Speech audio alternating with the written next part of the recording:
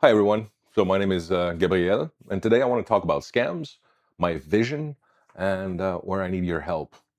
I was talking to people I didn't know about scams and about what I'm trying to build. And what I think is fascinating is that every time I speak about that, people have stories to tell me. And the story this week was a grandfather that lost all of his retirement because he fell in love with a virtual um, companion. Basically, it was a scam to get all of that money out. The person I met knew the daughter of that man, and the person that I met also said, "You know what?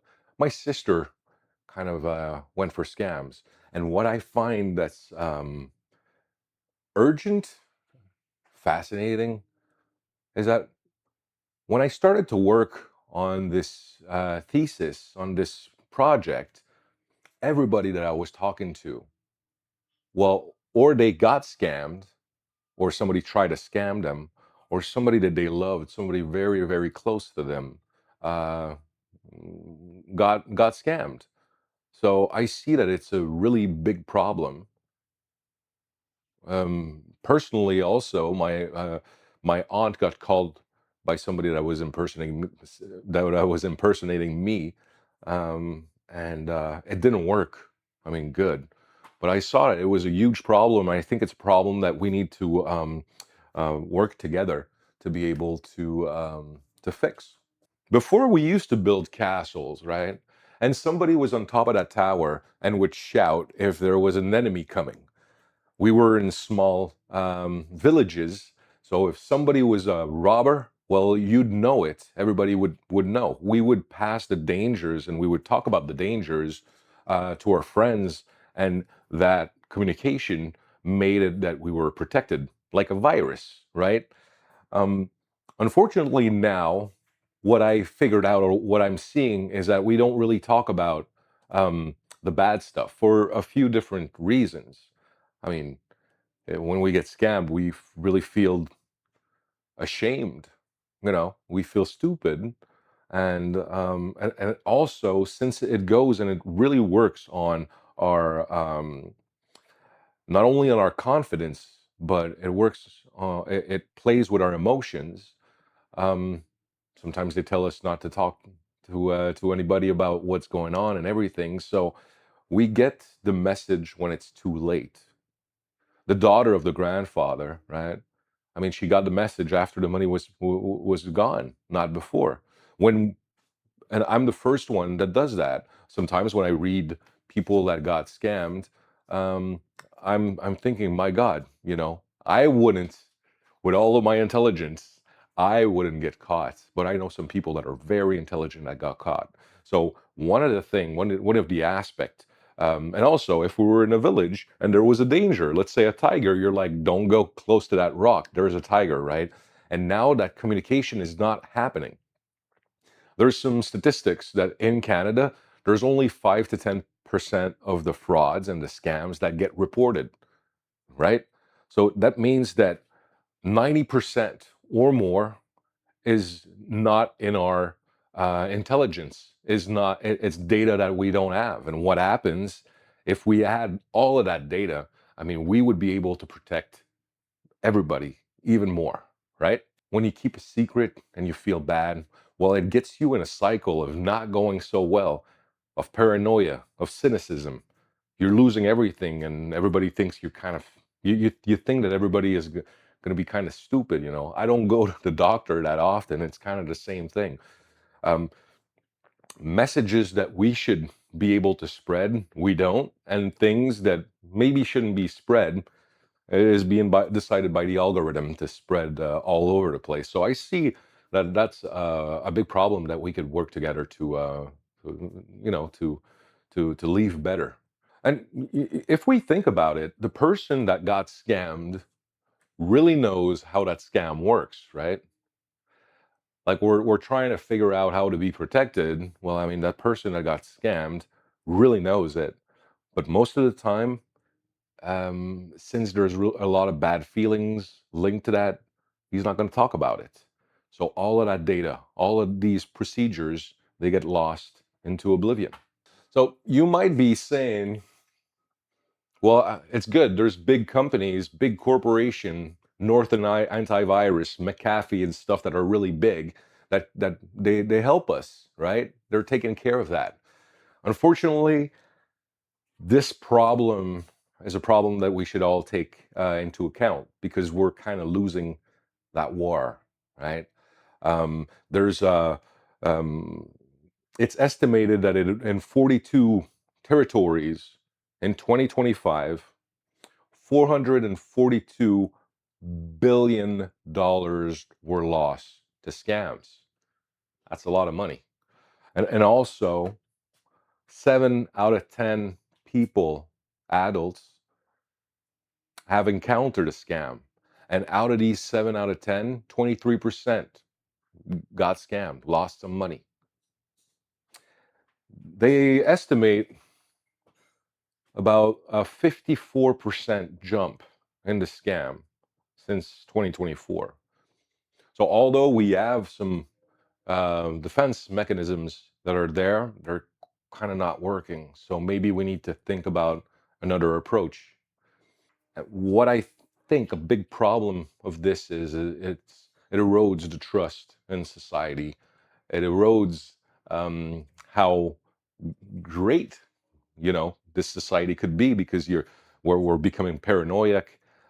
We might not be transferring and buying stuff or selling stuff in different places that we could if we had trust. And also, when you think about AI, voice cloning, and the fact that with agents now, the cost of doing scams and of sending messages to everybody is now cheaper. I mean, we are seeing more and more personalized scams.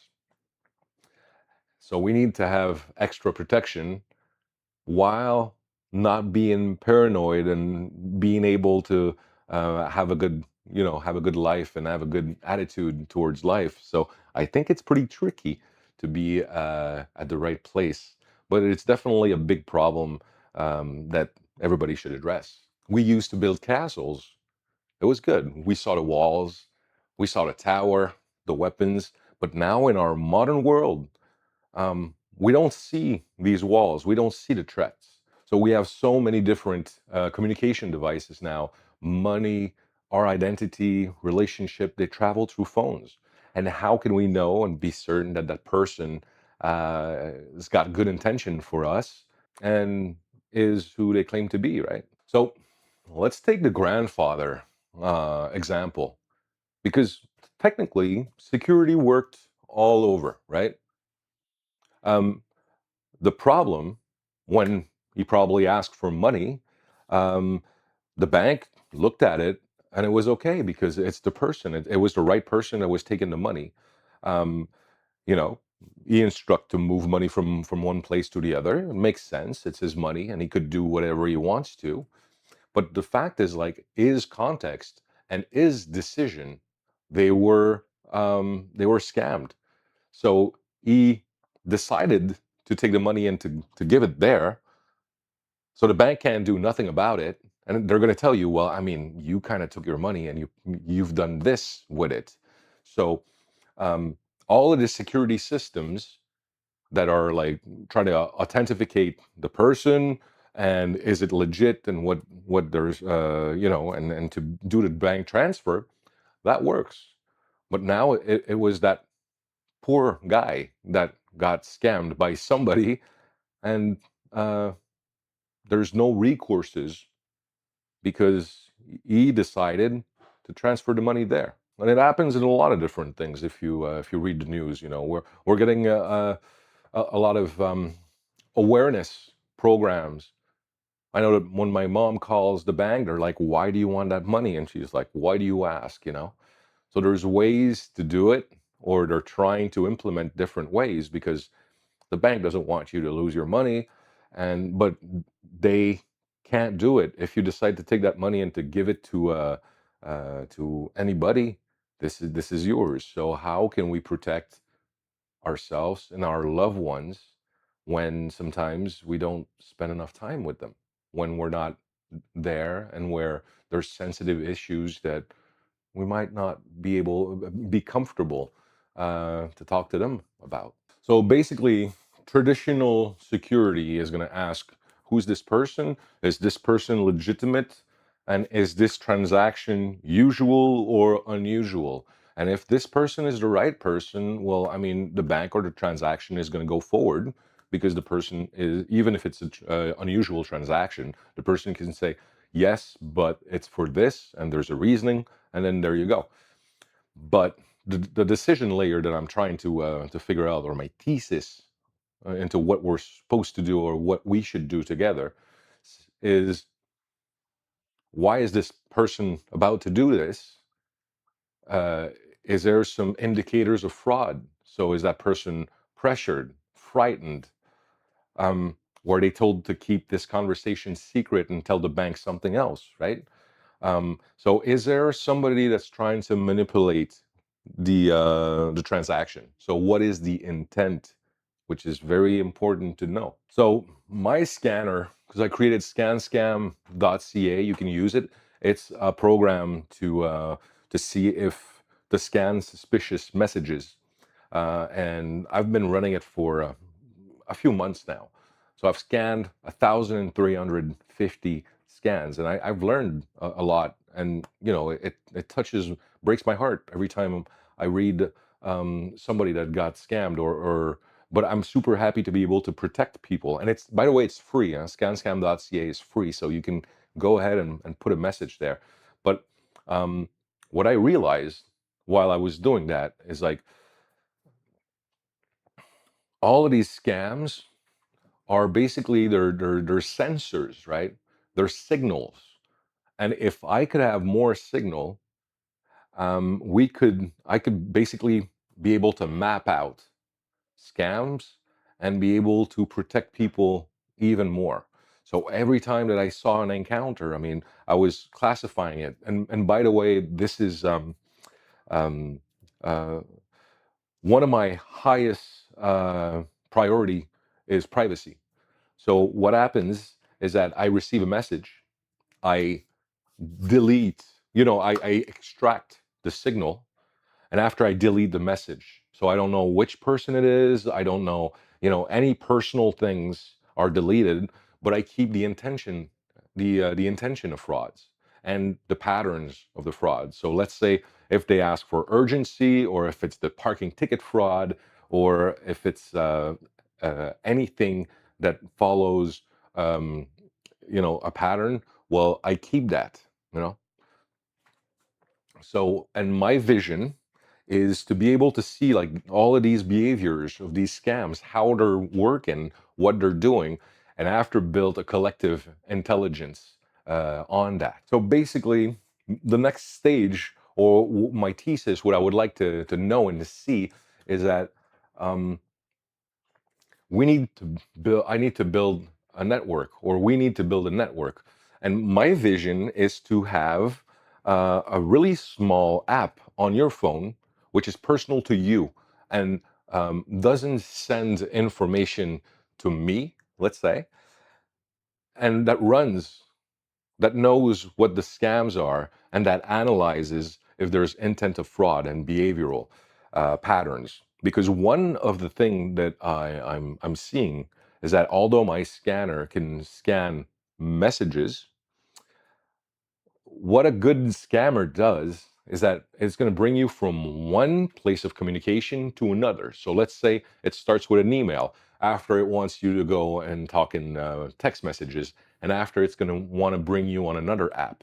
So the more it's able to fragment this process, the easiest it is for him, because all of these companies are really good on security, but they're all isolated, right? So we need to have like a layer that just understands everything. So basically, your layer is on your computer, or on your phone, or on your loved one's phone. It analyzes the messages, and if it sees something that's strange, well, it can actually pop up and tell you, oh, this looks like a suspicious messages that was seen by the network. And when there's something that's a medium or high risk, it's going to share that with the network, right? And after, we're going to be able to know that, let's say in Montreal, there's 1,000 people that got caught, or that were close to that type of scam. So we could actually have a really good surveillance system, a very good castle, uh, by using these technologies to help us. And one of my question in this thesis is how to do it. I'm pretty sure it compounds, like that intelligence compounds, but there's a few different problems that need to be addressed, right? False positives, um, and how could it really work, how it can really work, and how it can, and how to be able to keep the signal up and the noise floor down, right? So, because if it's just more network, more users, maybe it works, maybe it doesn't work. I need to try to figure out um, if when we're two, are we more protected than when we're one, right? So, because basically, like the scams, they don't just target people that don't know technology. I don't really, I don't know all technologies. It goes so fast, and the technologies that we're going to see happening are very, I think, interesting, and at the same time dangerous for impersonations. To really know that it's a human on the other side, not to get scammed. There's so many people. Um, so basically, what they do is that they target emotions, right? Because if the system is really well protected, well, what's left? It's us, and we are sometimes rational and sometimes emotional. So they're going to go and attack your beliefs, like love. They're going to try to, fake authority. Um, you know, they're going to hit you with urgency. And if you're lonely, well, I mean, they could get you further into a loop. Hope. So basically, they're going to use anything that they can, and there are professionals that are working on this to try to scam you.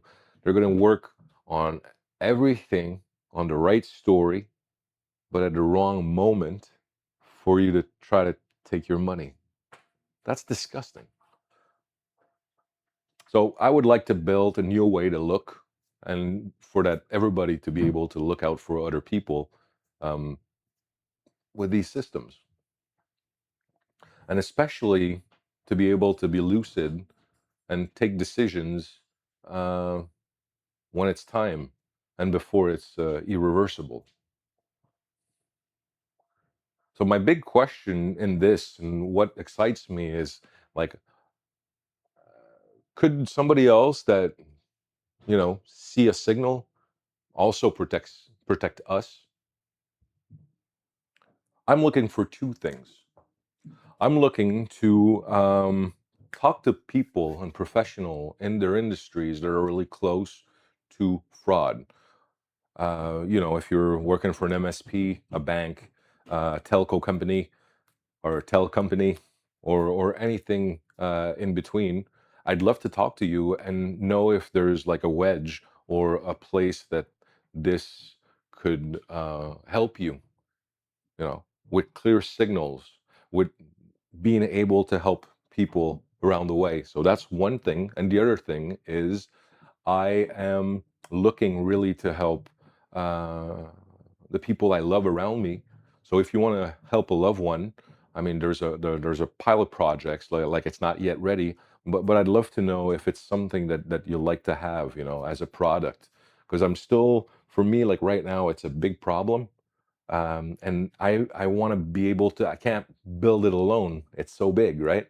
And I need to be able to bounce ideas with people that would be potential clients, or potential partners, or just potential users, to be able to design something that we could all use and that would help us all. So if you want, well, there's a link to get a meeting with me for 30 minutes, where there's a few questions that I'd like to ask, and or you could be on the wait list for the app to protect a loved one.